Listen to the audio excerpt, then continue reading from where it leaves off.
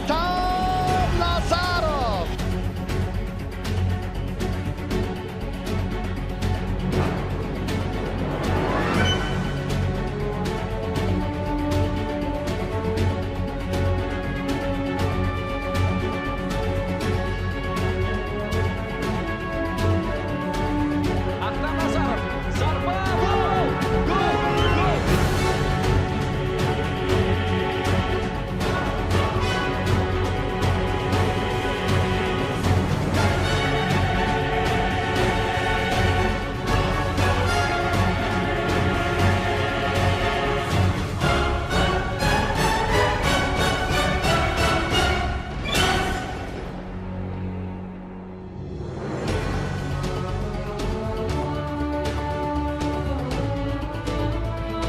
پرتافتی رومیش، احتام نظرov با توپ و ضربه احتام نظرov و گل.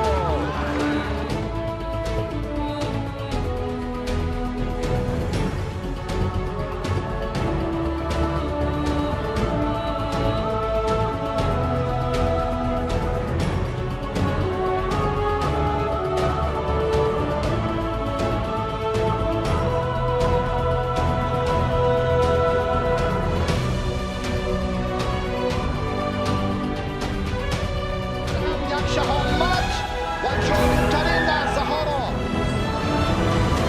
تماشا دارد. احتام نظرov جریمه 11 متر را به ثمر رسانید و این سوال را در تیزبیان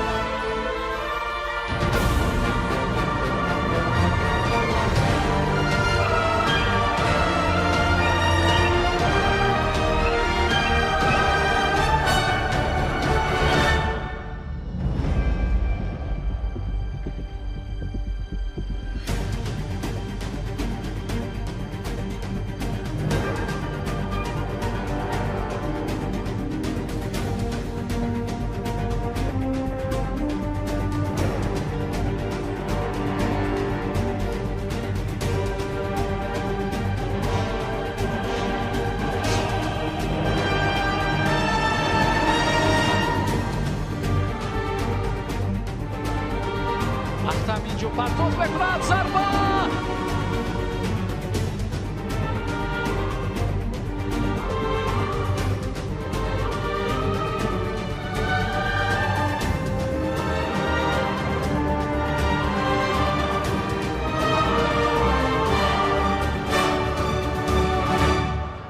هجوم تیم منتخب فیلیپین.